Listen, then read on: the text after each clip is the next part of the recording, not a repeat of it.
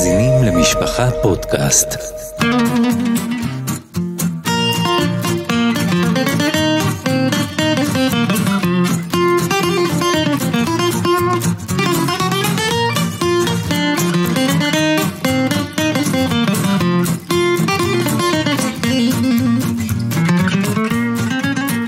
שוב שלום לכם, אנחנו נפגשים עוד הפעם, שמחים להיפגש בעוד פרק של פודקאסט קורס רוח, שעה של קורס רוח עם הרב אפרים זלמן גלינסקי. וידידי הטוב, ויסול אלתר גרובייס. ואני יכול לומר שאני מאוד שמח להיפגש היום שוב, כי אנחנו עדיין מדברים על יופי.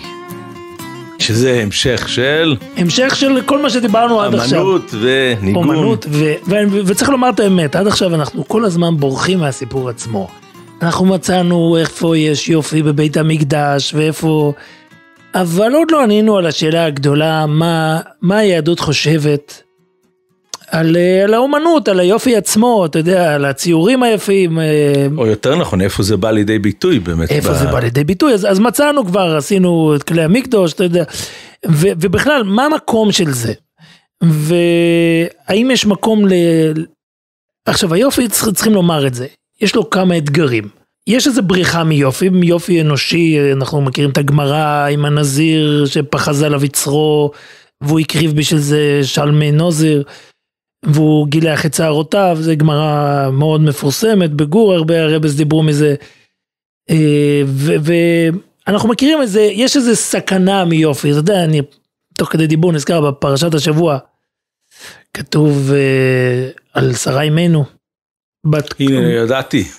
זה גם, זה פרשה קודמת, אבל חיי שרה, אז מדברים על בת קוף כבת חוף, כבת חף ליופי. ועומדים על זה בספרי החסידות, מנסים להבין מה זה היופי הזה, איפה השבח של היופי.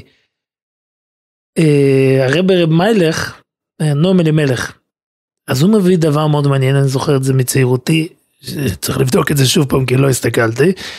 הוא מדבר על כך שבן אדם, יש איזו עבודת השם שאולי ניגע בה תכף, יש איזו עבודת השם שבן אדם מייפה את עצמו, כביכול להיות מרכבה לשכינה, ויש אגב, יש גמרא, שהגמרא מדברת על דוד המלך, שהוא אמר בבית המרחץ, שאם צלמים של מלכים, יש עניין למרק, זאת אומרת, יש אנדרטאות, אז זה אנדרטה פסל של המלך, אז כל הזמן רוחצים אותו ומייפים אותו, אז גם אנחנו בסוף עשויים בצלם אלוקים.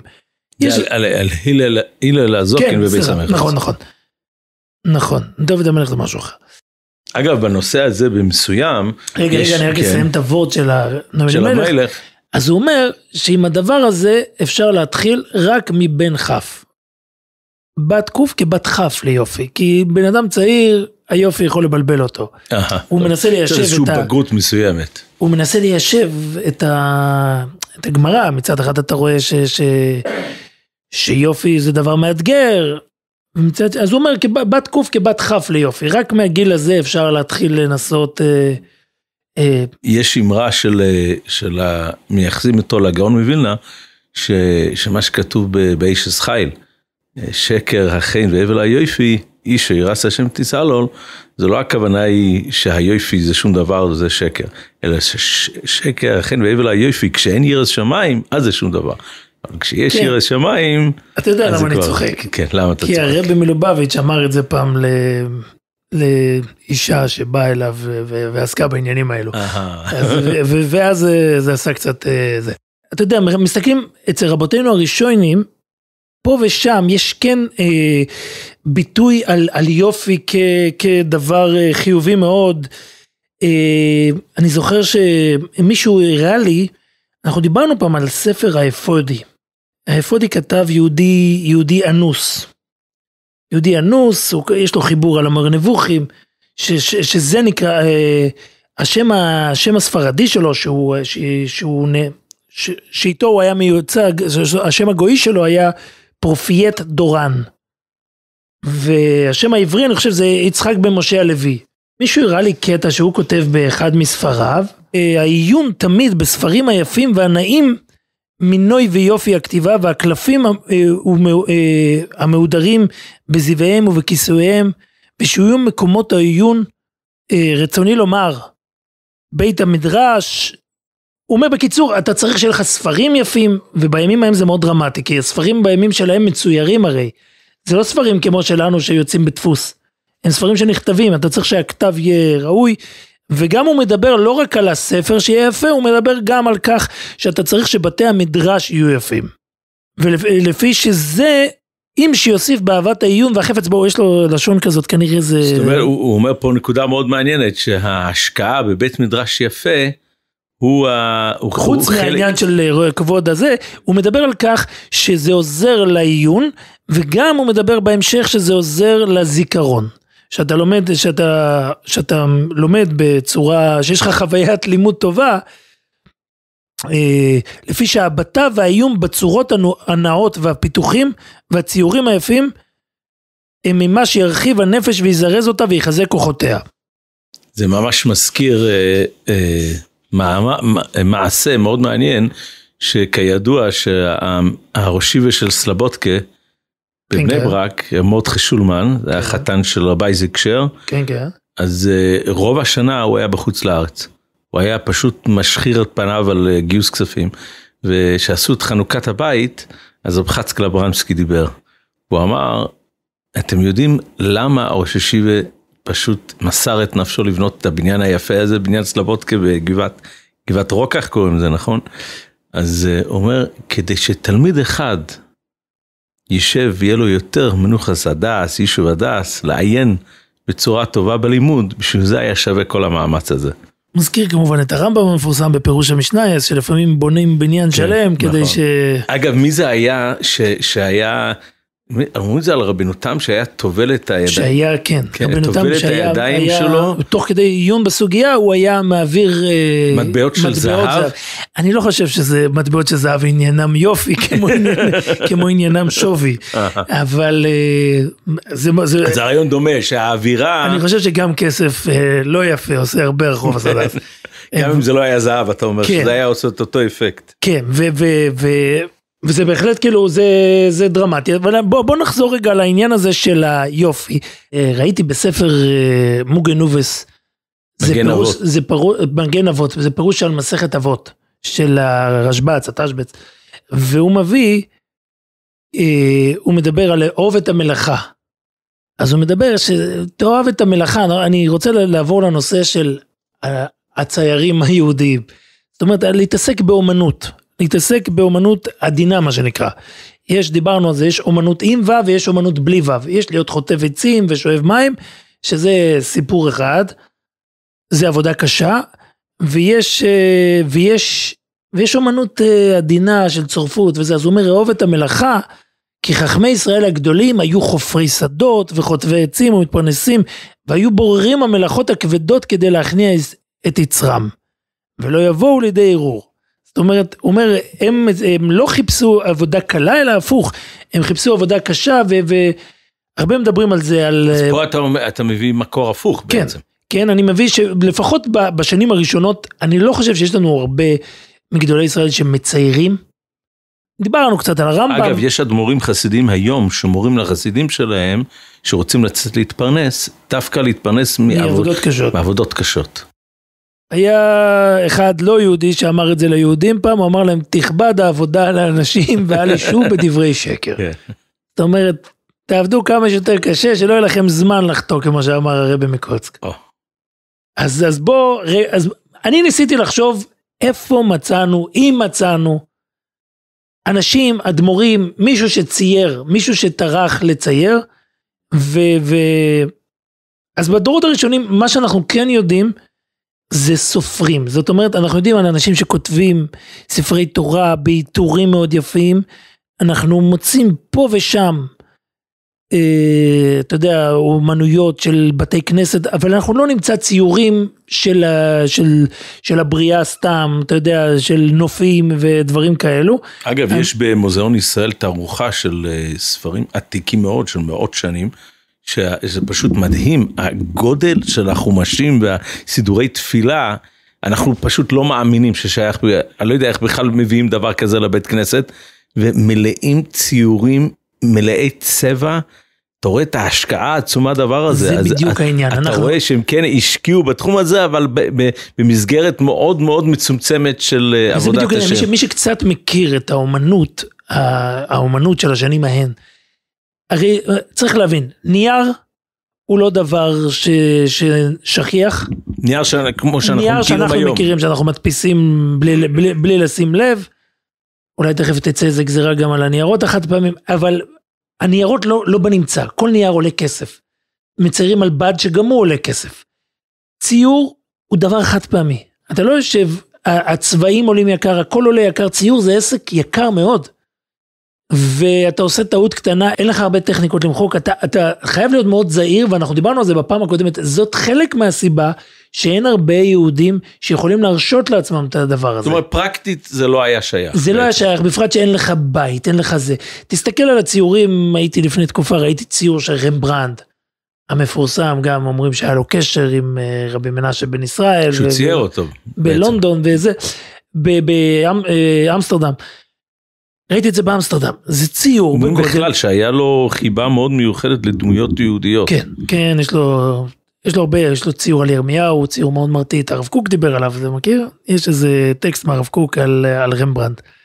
אתה מסתכל על הציורים האלה, הם בגודל אתה יודע, של קומה. הרב קוק סיפר, אם אנחנו כבר מדברים על רמברנד, אז הרב קוק סיפר שכשגרתי בלונדון, הייתי מבקר בגלריה הלאומית, הוא ראה שם ציור של רמברנד, אז הוא אומר, לדעתי רמברנד היה צדיק. התמונות של רמברנד הזכירו לי את מאמר חז"ל על בריאת האור. מדי פעם בפעם ישנם אנשים גדולים שהשם מברך אותם בראיית אור הגנוז. אני סבור שאחד מהם היה רמברנד, והאור שבתמונות שלו הוא האור שברא השם בימי בראשית. עכשיו, זה טקסט מאוד, זה נשמע מאוד אבסטרקטי, אבל הטקסט הזה יש לו גם משמעות, כי מי שיודע, בטכניקת ציור של רמברנד, לא יודע כמה זה קשור, אחד הדברים שהוא די חידש, לא יודע אם הוא חידש או די יישם, בוא נאמר, זה הנושא של תאורה. אנשים היום רגילים בציור, הם לא שמים לב, שיש שאלה גדולה מאיפה האור נכנס. אם האור נכנס מאחורי האובייקט, אז הוא יוצר קומפוזיציה מסוימת. זה מאוד תלוי. בכל אופן, זה הרב קוק דיבר על רמברנד, ואנחנו מדברים על ציורים בגודל של קומות. אנשים, לצייר ציור קטנטן, אתה יודע, במחברת, לא היה משהו שהיה שווה לטרוח בשבילו. ואז בשביל, זה היו רישומים, זאת אומרת, לפני שהיית הולך לצייר את הציור הגדול, היית עושה ציור קטן, עושה רישומים, היית עושה חזרות, מה שנקרא, ושם, זה גם יש היום בהרבה מקומות, אבל זה לא הציור הגדול.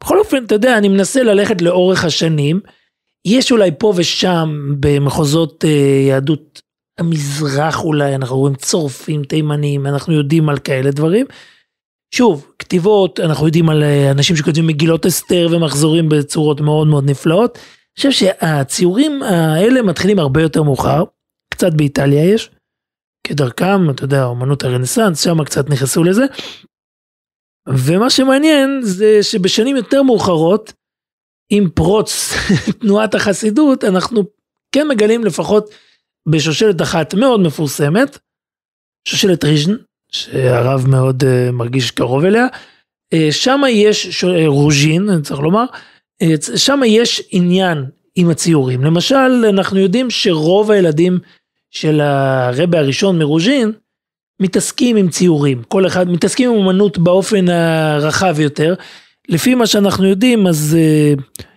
יש אומרים שהוא לימד אותם את זה, זאת אומרת שהוא לימד אותם את האומנות, אולי כמה מילים על רוז'ין בכלל, כן, אז באמת צריך לתת פה איזשהו דגש מסוים בקשר לרוז'ין, בגלל שהנושא הזה של בוא נגיד שימוש באומנות, בעשירות, באסתטיקה, באופן כללי תפס מקום מאוד מאוד נכבד בחסידות רוז'ין, עד כדי כך שזה עורר תמיהות רבות מאוד. בקרב צדיקי... תמיהות ופולמוסים. כן, פולמוסים אתה מתכוון רב חיים מצאנז כמובן, אבל דרך אגב זה נגיד במאמר המוסגר, שאחרי השואה פגש אחד מהצאצאים של ביסול מרוז'ין, שהיה גר בדירה פשוטה בתל אביב, את אחד מצאצאי רב חיים מצאנז, שהיה גר בווילה באיזשהו מקום, אנחנו לא נציין, ואמר לו, נראה שהדברים יתהפכו במהלך הדורות. אבל... אני חושב שאפשר לומר שלפחות בדבר הזה, רוז'ין ניצחה, היום כל החצרות, כולם דואגים מאוד לנושא של אסתטיקה ויופי. אני לא יודע אם אסתטיקה, אבל של מרכבות מודרניות. אז איך שלא יהיה, זה עובד. אגב, צריך לשים לב. אתה יודע, אני הרבה פעמים חושב על זה. יש לנו איזו תפיסה אצלכם, בכל אופן, בליטא, תפיסה שיהודי גדול צריך להיראות קצת איזה, עם בית, עם קירות מקולפים וכו'.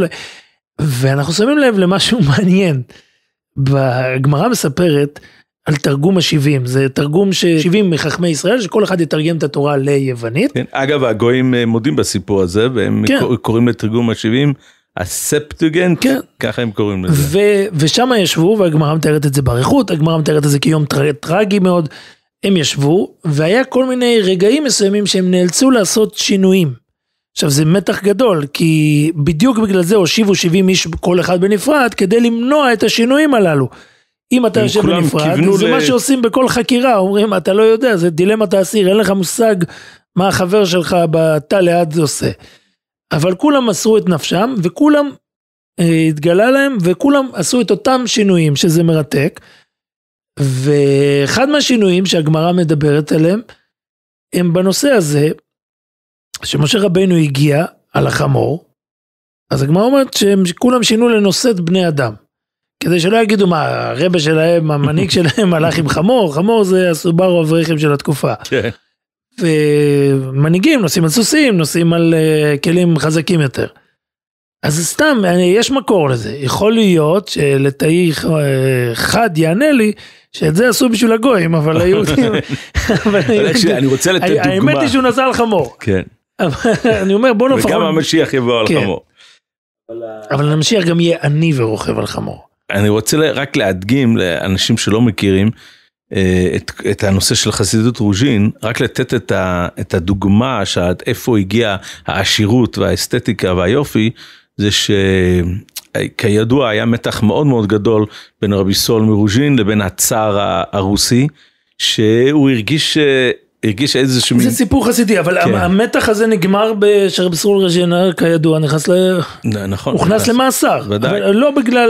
לא בגלל המתח הזה, המתח הזה היה... לא, זה קשה להגיד לא בגלל המתח הזה, יש כאילו טוענים יש מעשה אושיץ המפורסם. הסיפור, השתמשו בסיפור של אושיץ שאתה מדבר עליו. אנחנו מתחילים לדבר חידות ואני לא אוהב את זה.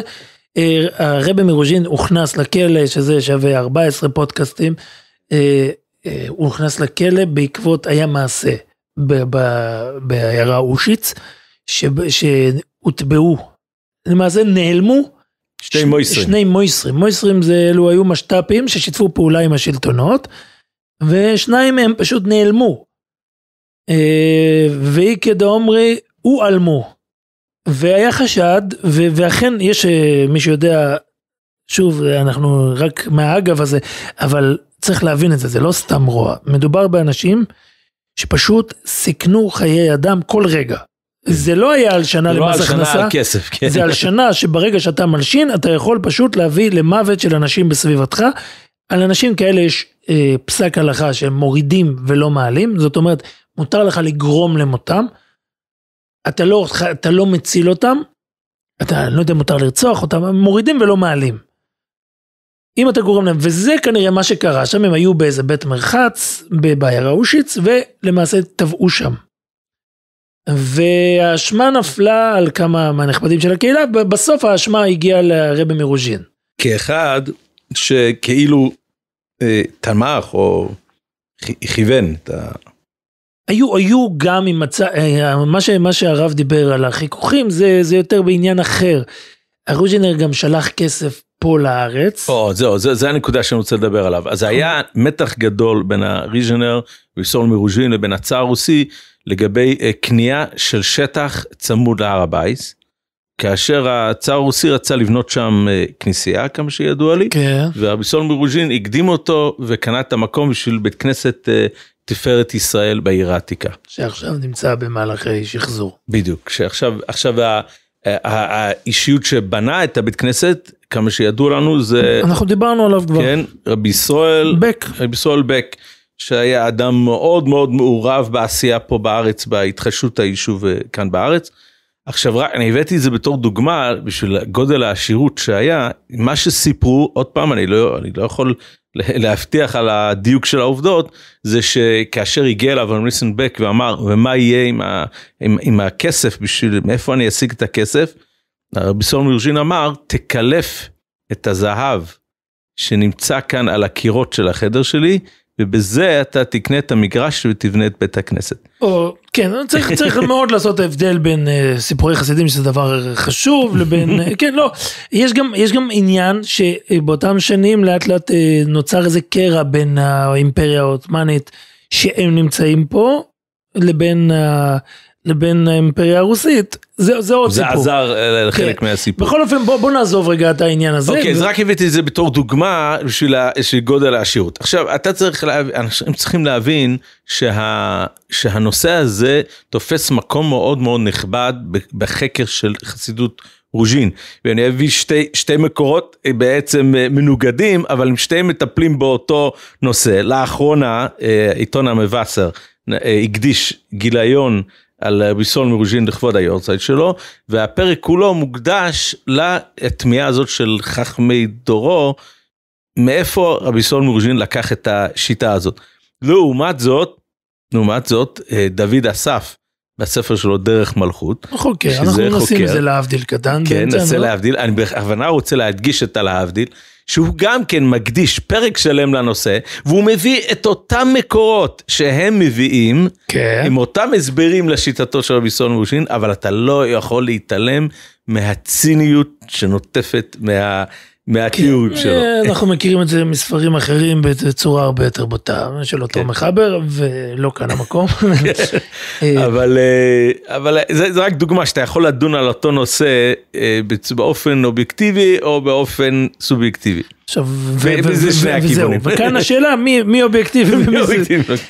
אוקיי, אז מה שאני רוצה להדגיש זה שבאמת גדולי דורות תמו עליו, ומפורסם בשם רב צבי הירש מרימנוב, שבסופו של דבר רבי סולומון מרוז'ין נשא את אלמנתו בסוף ימיו, זאת אומרת בזקנותו, אז הוא אמר שבעולם הזה עד ביאס גואל צדק לא יהיה ניתן להבין את דרכו של רבי סולומון מרוז'ין בעיסוק שלו בריבוי הזהב והכסף והאסתטיקה וכל הדברים האלה.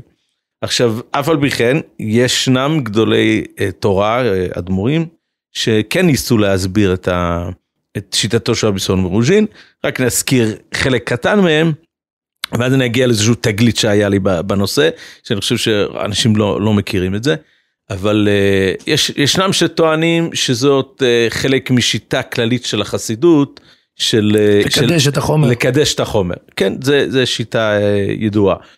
יש עוד שיטה, שרבי סולומון מרוז'ין האמין וסבר שאם הצדיק יהיה משופע בממון רב, זה אוטומטית ישפיע על בני דורו. זה יגרום שפע לבני דורו, וידוע בכל אדמו"רי רוז'ין, שהנושא הזה של לגרום שפע לחסידים וליהודים, זה פשוט עמד בראש מעיינם. דרך אגב, יש התבטאות מאוד מאוד נדירה של רבי שמשון ופועל הירש, שאומרים שהוא פגש ברבי סולומון מרוז'ין, ושאלו אותו איך התרשמת ממנו, אז הוא אומר, אני ראיתי בן אדם ש24 שעות דבוק, בלחשוב איך אפשר להועיל ליהודים בכל העולם. זה מדהים. בואו רגע ננסה להגיע למקורות, שבהם אנחנו רואים יחס שלו, אבל אני חייב לחזור לתגלית, תזכיר לי שאני לחזור לתגלית. מה שאני רוצה להגיד, למשל, אנחנו יודעים שהוא למשל לימד את הילדים שלו, שהם כולם, כל הילדים שלו נהיו אדמו"רים, וזה צריך להבחין את זה, צריך לשים לב לזה, חסידות רוז'ין כנראה, היא הראשונה שממציאה את העניין הזה של שושלות. ממנה מתחיל הנושא שרבא נפטר, וכל בניו נהיים אדמו"רים, כולם ראויים, כולם קדושים, יש במקביל לזה. הוא אמר שששת בניו, כנגד ששת סדרי משנה. כן, ויש גם תופעה מקבילה, שקורית באותו זמן, קצת יותר מאוחר, בחצר צ'רנובל. חצר צ'רנובל יש עליה ספר, שגם מי שרוצה, זה נקרא השושלת, שמייחסים לה את ההמצאה הזאת. אני חושב שהרוז'ינר עצמו, בניגוד לכולם, הוא נכד ישיר של המגיד מקוז'ניץ. זאת אומרת, צריך להבין, הבעל שם טוב מייסד את החסידות 2 דורות קודם. מגיד ממזריץ'. הבעל שם טוב מייסד. לא, הביסול מרוז'ין. בוודאי. הביסול מרוז'ין הוא נכד של המגיד ממזריץ'. בן אחד בן, וגם אביו. מגיד היה בן אבובום המלך, אבובום המלך היה בן רב שולם. שכנה, מפרוביץ'. והבן שלו זה הביסול מרוז'ין. אז בוא, וגם אחיו אגב היה אדמו"ר, אחיו של הרוז'ינר. אחיו הגדול, הוא נפטר בצעירותו, והביסול נהיה אדמו"ר בגיל 14. כן, אבל בואו נראה לי שאנחנו מתחילים קצת אז רגע, אני רוצה להגיע לתגלית הזאת, כן? בנושא הזה שדיברנו, למה הוא באמת קידש את העניין הזה של החומר והאסתטיקה? אז גיליתי תגלית. היה לרביסול מרוז'ין גם בת, שהייתה נשואה לאיש עמיד בשם יוסל מונזון. כן. מונזון. שאודות נכדו כתבת בעריכות. נכון. עכשיו, זה היה ממש גילוי בשבילי, בגלל שרוב האנשים לא יודעים שהיה שושלת של רוז'ין, שבא מהבת, יש שושלות שמגיעים מהבנות, יש לנו שושלת וסלוי, שמגיע מהבנות, וזה מוכר. אבל שושלת מונזון לא מוכר, מכיוון שהאדמו"ר האחרון לבית מונזון, נפטר מעט אחרי השואה בארצות הברית, ולא נשאר ממנה שום דבר. עכשיו, דרך הבת הזאת, היה נכדה, שבסופו של, משפחת שור, שהיא בסופו של דבר גדלה כבת מאומצת, בבית של עוד אחד מהבנים של רביסול מרוז'ין, שקראו לו האדמו"ר משטפנשט, האדמו"ר הראשון. עכשיו, היא כתבה הרבה זיכרונות. משפחת שפרבר הם צאצאים שלה, והם פרסמו חלק מהזיכרונות שלה, ובאחד מהזיכרונות שלה היא מתייחסת לנושא הזה בצורה מפורשת, והיא אומרת טיעון שלא מופיע באף אחד מהמקורות, ודווקא הטיעון הזה כן מתיישב לי אל הלב. רביסול מרוז'ין טען שבזמן שבייס המקדוש היה קיים, היה שימוש באסתטיקה לשם עבודת השם. והוא חשק מאוד להחזיר את השימוש הזה גם לדור שלנו. ולכן ההשקעה הגדולה, בשביל זה היה צריך אמצעים מרובים, ולכן ההשקעה הגדולה בנושא הזה, בשביל להחזיר בחזרה צורה מסוימת של עבודת השם. אוקיי, זה התגלית שיש לי, ואני מוסר לכם אותו. התגלית הזו היא לא כזאת נדירה, היא מופיעה המון בספרי חסידות. הבני סוסחור לדעתי, את הבני סוסחור זכיתי פעם לערוך בהוצאת עוז והדר, אני לא זוכר את הספר בעל פה, אבל אני כן זוכר שיש לו, יש לו התייחסות ארוכה מאוד לנושא הזה, במסגרת מה שהוא מכנה הנוי והנצח לחיי העולמים. זאת אומרת, יש מקום רחב מאוד ביהדות ליופי, לאומנות, הרי כל הנושא הזה של בצלאל, בן נורי, בן חור, ואנחנו רואים את זה, זה ודאי מאוד מאוד דרמטי, הנושא של בית המקדש צריך להיות הכי יפה, הכי מפואר, אנחנו רואים את זה בבתי כנסת.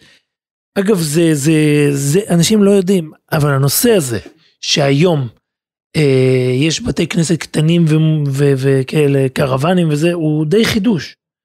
בעבר לא היה כזה דבר. זאת אומרת, לא במזרח וגם לא במערב, אתה תגיע לעיירות הכי נידחות באוקראינה, ואם נשאר שם בית הכנסת, אתה פשוט לא תאמין שיהודים חסכו מהלחם והחלב שלהם, בשביל להעמיד את הבניין ענק, ותמיד העירייה או מישהו משתלט על זה בכל מקום שהייתי, אתה יודע, הייתי בעיירה הסלונים, המפורסמת. אתה מבין שהיה שם, אתה רואה את האזור היום הוא עוני, אתה מבין מה היהודים הקריבו אז מפת לחמם בשביל בית כנסת. הנושא הזה בעצם זה הלכה מפורשת שהבית הכנסת אמור להיות הכי גבוה. אבל יש פה גם זה לדעתי השפעה מאוד רצינית של החסידות.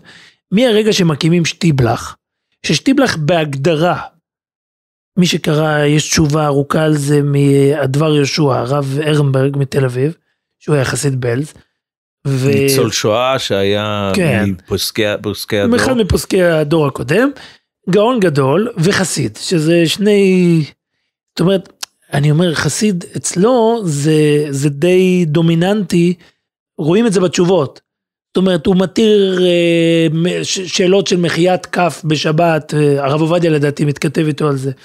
והוא די משהו, הוא אומר לו בסוף אחרי הטיעונים. ראינו שצדיקי הדור. בדיוק, ראינו שצדיקי הדור עושים את זה. וכאילו, ואז יש לו איזו תשובה על שטיבלך, שמישהו שואל אותו אם יש איזה קדושת בית הכנסת, אין לזה. בקיצור, הוא די נותן להבין שם בעריכות, ששטיבל בעיקרו, אין עניינו בית כנסת.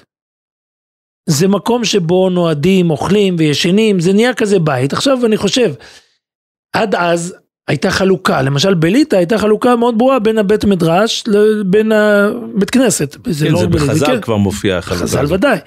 ולכן בדרך כלל הבית כנסת היה מפואר, שאתה תלך היום בבתי כנסת המפוארים מאוד, באיטליה, באמסטרדם, במה שנשאר, לא מזמן הייתי, אז בכל מקום כזה יש בחוץ, מה שנקרא מדרש, זה חדר קטן, חדרי ספח בצדדים. ספרייה כזאת. שם היו לומדים, אבל אף אחד לא, בדרך כלל, יש את הקלויזים שבפרות, והקלויזים הלטאים שבהם למדו.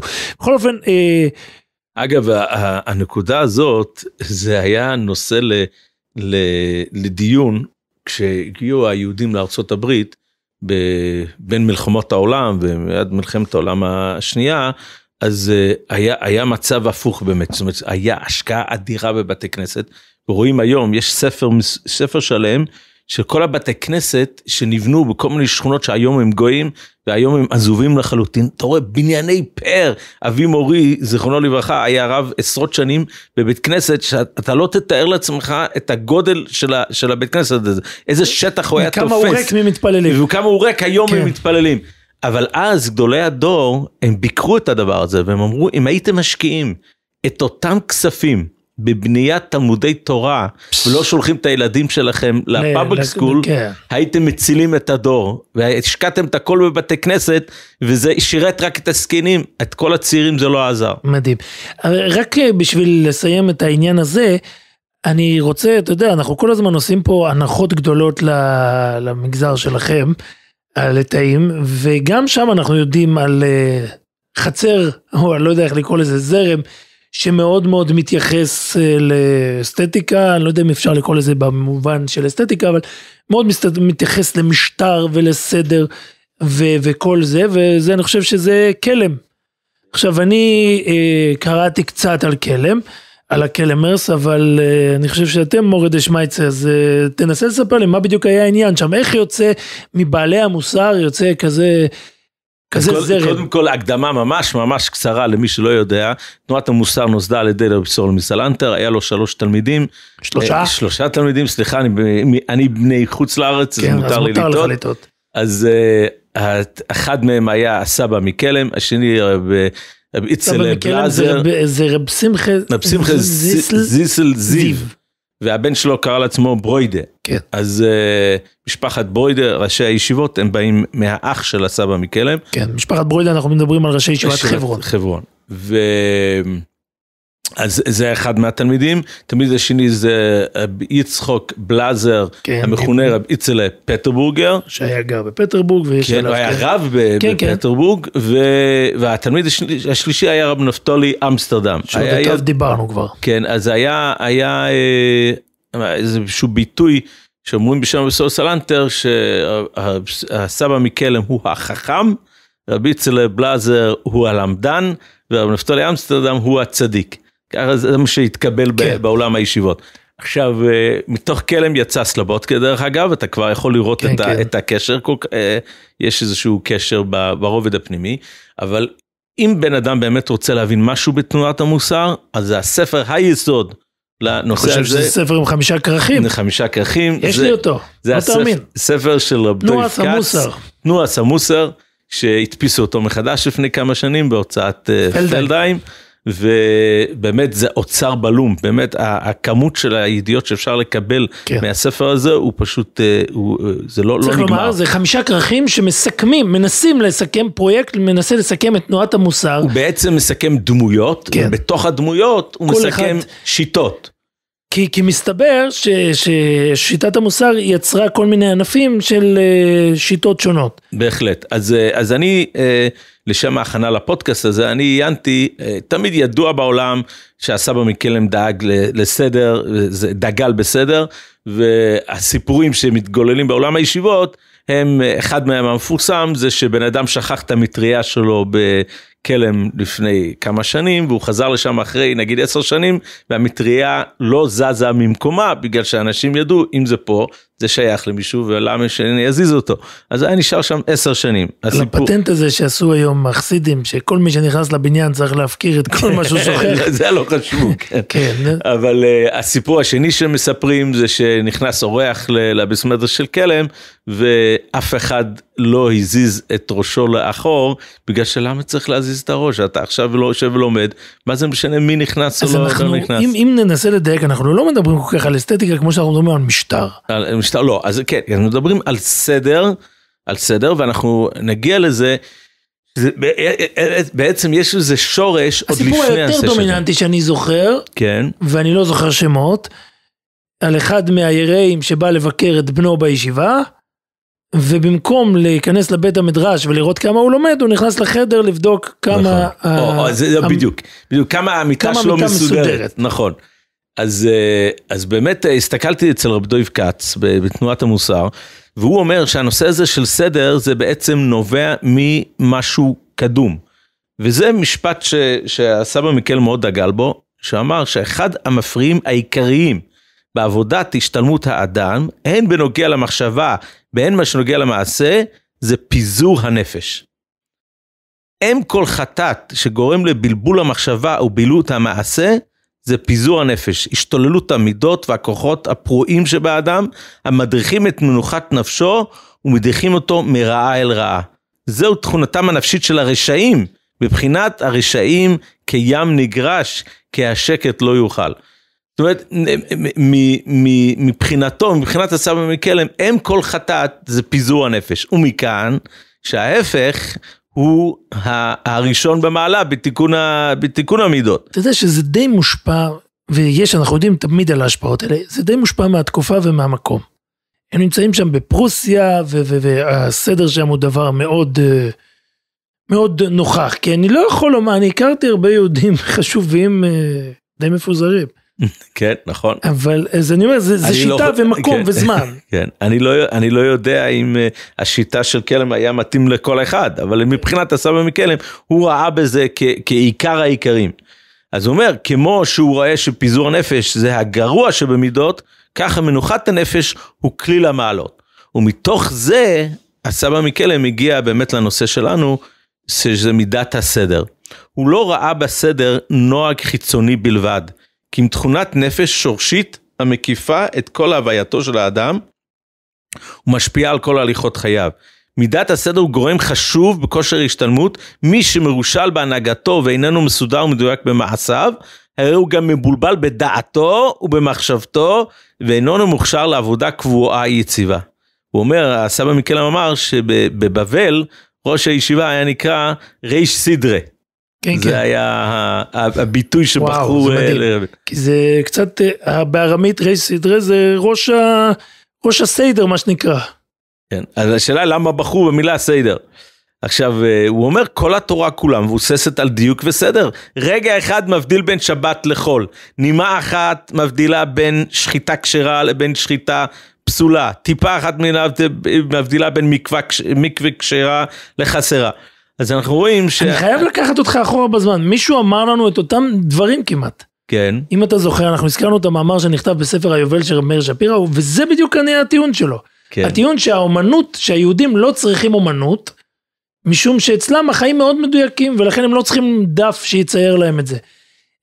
אפשר לומר שבדבר הזה, אנחנו לא מוצאים, צריך לעשות הבחנה, אנחנו עושים פה, אתה יודע, בין כלם לברדיצ'וב, יש לנו פה, בין כלם אני התבלבלתי, יש לנו פה יהודי שכותב טור שבועי, מנחם פינס, כלם. הוא כותב כלם פינת ברדיצ'וב, אנחנו עכשיו מדברים על כלם פינת רוז'ין, ויש הבדל, כי אנחנו עוד לא מדברים, בכלם אנחנו לא מוצאים פאר, אנחנו מוצאים סדר. ממש. אנחנו מוצאים סדר, אפילו עם הבית שלך מקולף, שהוא יהיה מסודר. אבל אני אגיד לך, מקום אחד שכן מוצאים פאר, יש סיפור מפורסם על המעריל בלוך, שזה ראש ישיבת טלס, שזה החתן של הבלייזר גורדון, ובעל השיעורי דס, שזה ספרים שאני פשוט, בן אדם שאני גיליתי את הספרים האלו בתור נער בישיבת חברון, זה פשוט פתח לי את העיניים. מה שמרהיב בספרים... מה שקירב אותי לעולם המחשבה, זה היה ספרים שיעורי דס של המעריל בלוך. ומה שמרהיב בספרים הללו, זה הניסוח העברית.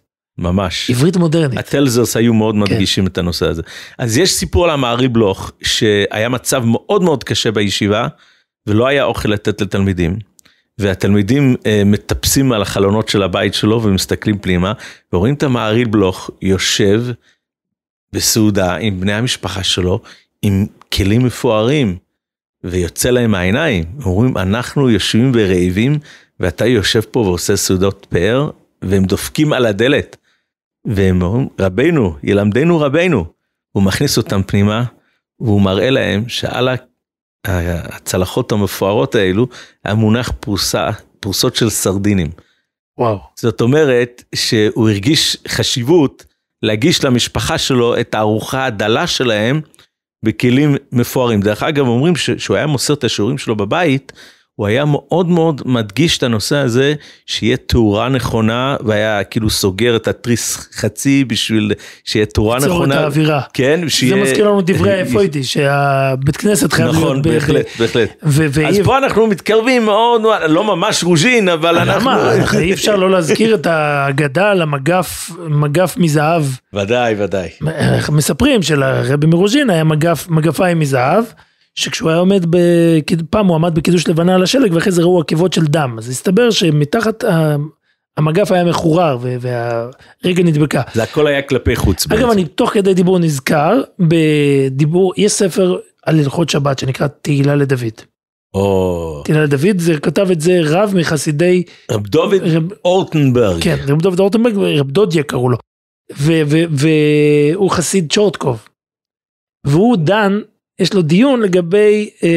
הכלי של מלאכתו להיתר, שאנחנו, עד שהגעתי לנושא הזה של תהילה לדוד, הייתי בטוח, שאין שום בעיה, מותר לטלטל כלי של מלאכתו, דוגמה, מה זה כלי של מלאכתו? מזלג, נכון? אין שום בעיה לטלטל מזלג. אבל מסתבר שיש איזו בעיה הלכתית גדולה, האם מותר לטלטל, האם חז"ל התירו את הכלי של מלאכתו להיתר לטלטל, רק כאשר אתה צריך אותו, אתה צריך לאכול, אז מותר לך לטלטל, אבל מה יהיה אם באמצע הסעודה תרצה לשחק עם המזלג שלך ללא שום צורך? אז פה מגיע הנידון. ואחד מהראיות היה, דוד מצ'ורטקוב, דוד מוישה, היה מזיז את הקופסת טבק שלו, טבק מזהב. כן, באמצע הסעודה בשבת. הוא היה משחק איתה תוך כדי שהוא היה מדבר, זה יש אגב גם בגור יש את זה עד היום, הרבה מהרבס תוך כדי שהם מדברים, הם מחזיקים איזה כלי ביד, הפעם מנחם, ממש היה דופק עם גביע, ויש על זה כל מיני דיבורים, למה הם עושים את זה? כדי להחזיק איזה חפץ גשמי ביד. כן.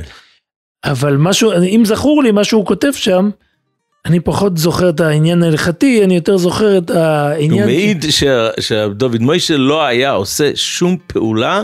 אז הוא אומר שאין, מה שהוא מנסה לומר, שאי אפשר להביא ראיה מהסיפור הזה, משום שאין אפשרות לומר על הרבש שהוא לקח כלי שלא לצורך. יש צורך, יש שם איזה צורך. אז בכל אופן... הוא מכוון בכל מעשיו לאיזשהו משהו שונה. ועדיין הרב גלינסקי... עם כל הכבוד למה שעשינו היום, ואנחנו תמיד זה קורה לנו שאנחנו גולשים מעניין לעניין, העיקר חסר, לא דיברנו עוד על ציורים בפני עצמם. אז את זה נצטרך לעשות בפעם הבאה. אוקיי, אז אנחנו נפסיק פה, ובעזרת השם ניפגש שוב. כן.